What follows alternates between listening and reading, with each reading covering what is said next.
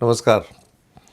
आचार्य सलील channel में आप लोग का स्वागत है। आज मैं एक ऐसे सक्सेस की कुंडली डिस्कस करने आया हूँ आप लोग के बीच में, जहाँ पे मेरे नागपुर के दोस्त इन्वॉल्व हैं। मतलब एक ज़माने में मैं कभी नागपुर में था, तो नागपुर में काफ़ी आरएसएस कार्यकर्ताओं के बीच में बैठना, मिलना, उठना और काफ़ी संपर्क रहा। और उन्हीं में से एक मेरे दोस्त हैं, उन्होंने मुझसे पूछा कि वो नितिन गडकरी जी के बारे में जानना चाहते हैं। मेरे मित्र एक वकील हैं और अच्छी प्रैक्टिस है उनकी नागपुर में। नितिन गडकरी जी के बारे में मैं आपको इतना ही बोलूँगा कि बहुत आरोप लगे भ्रष्टाचार के, लेकिन कोई कभी भी कोई प्रूफ नहीं कर पाया। और ये एक ऐसे शख्सियत हैं जो पर्दे के पीछे से काम करते हैं। और आज यदि इंफ्रास्ट्रक्चर डेवलपमेंट का जो काम हो रहा है पूरे देश में, जो रोडें बन रही हैं, मैं समझता हूँ कि इतना बेहतरीन काम जो था रोडों का कोई नहीं कर पाता जो इन्होंने काम किया।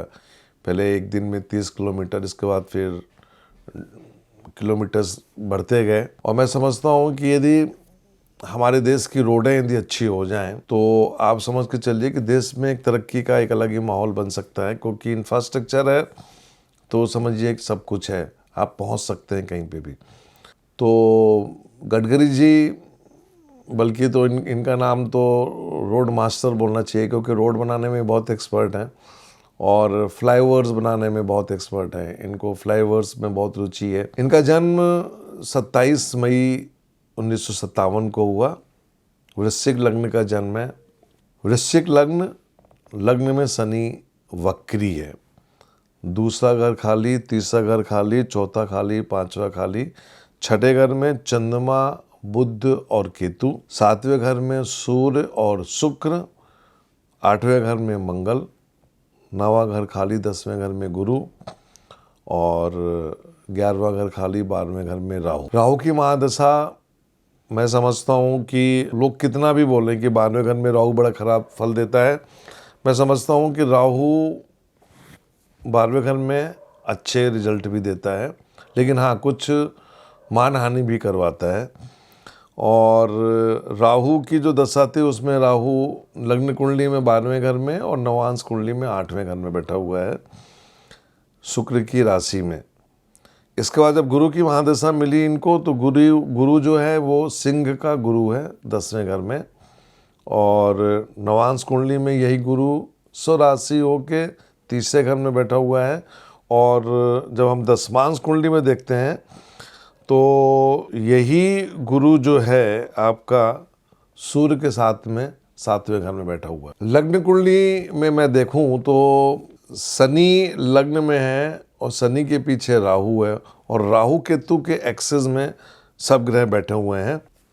छठे घर का स्वामी 8वें में गया हुआ है और 8वें का छठे घर में पड़ा हुआ है। ये अपने आप में एक राजयोग होता है। गुरु की महादशा मिली, पार्टी के अध्यक्ष भी रहे। और मैंने अक्सर बोला है कि गुरु और राहु का संबंध, जितने भी आरएसएस के कार्यकर्ता होते हैं, स्वयंसेवक होते हैं, उनकी कुंडली में गुरु और राहु का कहीं ना कहीं संबंध होता है। यदि वो प्रचारक होगा तो गुरु और राहु साथ बैठेंगे, और यदि प्रचारक नहीं होगा तो अक्सर गुरु से राहु का जो संबंध होगा क्लोज में होता है जाके।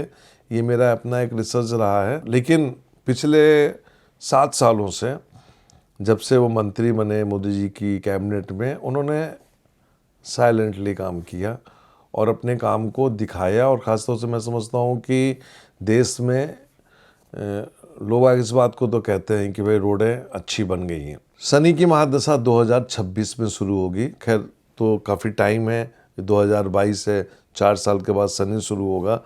गुरु की महादशा ख़त्म होगी 2026 में, और मैं समझता हूँ कि 2025 में के अंत में शनि का रिजल्ट मिलना शुरू हो जाएगा।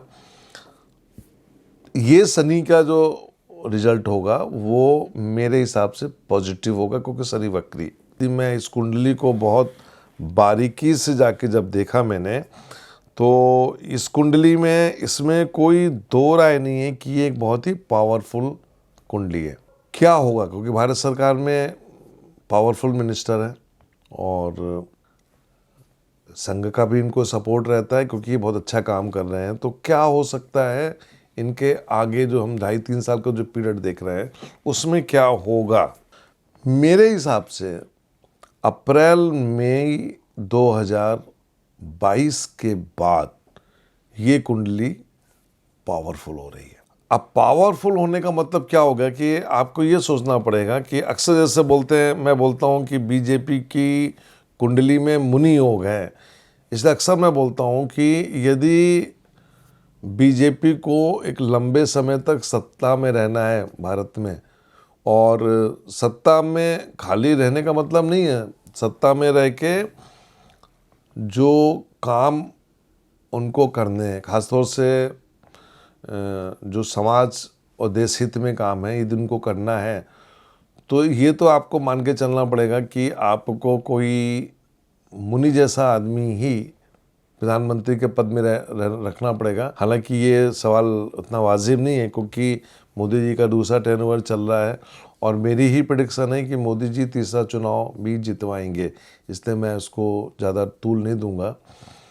ये ज़रूर बोलूँगा कि अप्रैल 2022 के बाद